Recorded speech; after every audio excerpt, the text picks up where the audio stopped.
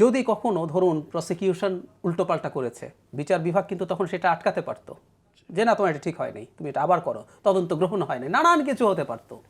So পুরো প্রসেসটা শেখ হাসিনার সময় তো সবকিছু একটা জিনিস হয়ে গিয়েছিল, তখন কোনো সেপারেশন অফ পাওয়ার ছিল না।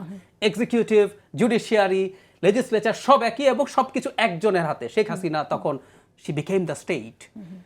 আপিল বিভাগ সংক্ষিপ্ত রায় দিয়েছে, সবসময় তাই হয়।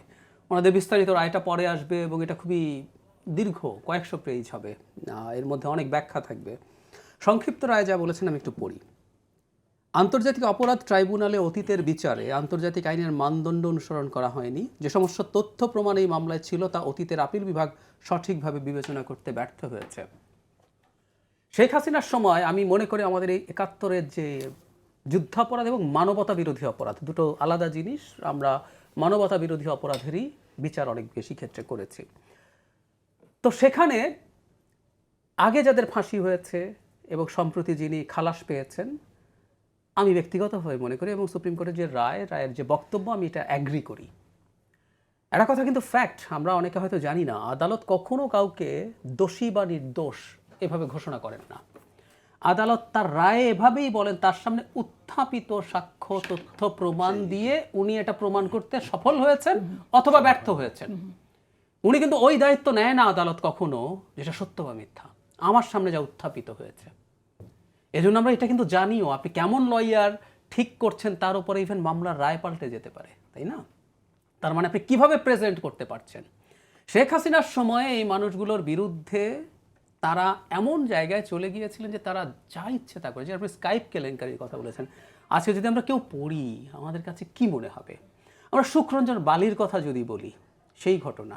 তো এইভাবে একটা বিচার প্রক্রিয়াকে জাস্ট কোনো রকমে তারা করেছেন, তারা এটা তাদের পলিটিক্যাল স্বার্থে ব্যবহার করেছেন, তাদের মনে হয়েছে করেছেন।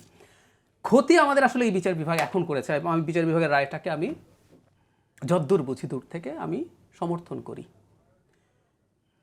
ডিজাস্টারটা হয়েছে আসলে আগে, কারণ পুরো প্রসেসটা তো চলেছে আগে যদি কখনো ধরুন প্রসিকিউশন উল্টোপাল্টা করেছে, বিচার বিভাগ কিন্তু তখন সেটা আটকাতে পারতো, যে না তোমার এটা ঠিক হয়নি, তুমি এটা আবার করো, তদন্ত গ্রহণ হয়নি, নানান কিছু হতে পারতো। সো পুরো প্রসেসটা শেখ হাসিনার সময় তো সবকিছু একটা জিনিস হয়ে গিয়েছিল, তখন কোনো সেপারেশন অফ পাওয়ার ছিল না। এক্সিকিউটিভ, জুডিশিয়ারি, লেজিসলেচার সব একই এবং সবকিছু একজনের হাতে। শেখ হাসিনা তখন শি বিকেম দ্য স্টেট। আমাদের ক্ষতি আসলে যেটা হয়ে গেল, এই যে আজকে তার দলের লোকজন বলছেন যে ৭১-এ কিছুই হয় নাই, সব মানুষকে একরকম পরিকল্পিতভাবে হত্যাকাণ্ডের শিকার তারা হয়েছেন, মানে ৭১-এ কোনো অপরাধ হয় নাই, এর চেয়ে কোনো হাস্যকর কথা হতে পারে না। যারা অভিযুক্ত হয়েছেন তাদের বিরুদ্ধে অপরাধ প্রমাণ করে শাস্তি দেওয়ার মতো যথেষ্ট ডকুমেন্ট পাওয়া যেত কিনা, এগেইন দিটস এ ডিফারেন্ট ডিবেট। কিন্তু একটা সঠিক বিচার যদি হতো, এই জিনিসগুলোর পুঙ্খানুপুঙ্খ তুলনা হতো, পুঙ্খানুপুঙ্খভাবে বিবেচনা করা হতো, করে আসলে সিদ্ধান্তটা নেওয়া যেতে পারতো তারা দায় আছে কি নেই।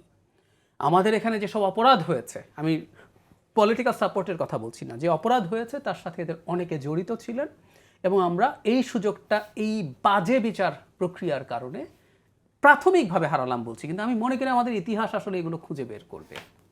হয়তো কোর্টে ট্রায়াল হবে না, এদের মধ্যে অনেকের মৃত্যুদণ্ড হয়ে গেছে, হতেও পারতো যে কেউ এমনভাবে দোষী সাব্যস্ত হতেন হয়তো তার মৃত্যুদণ্ড হতো না, অন্য কোনো শাস্তি হতে পারতো, হয়তো বা বলছি। কিন্তু ইতিহাসের এই দায়গুলো ইতিহাসে থেকে যাবে। এইগুলো গায়ের জোরে কোনোদিন কোনো একটা বিশেষ পরিস্থিতিতে এগুলোকে আসলে খুব বেশি করা যাবে না, আমি মনে করি।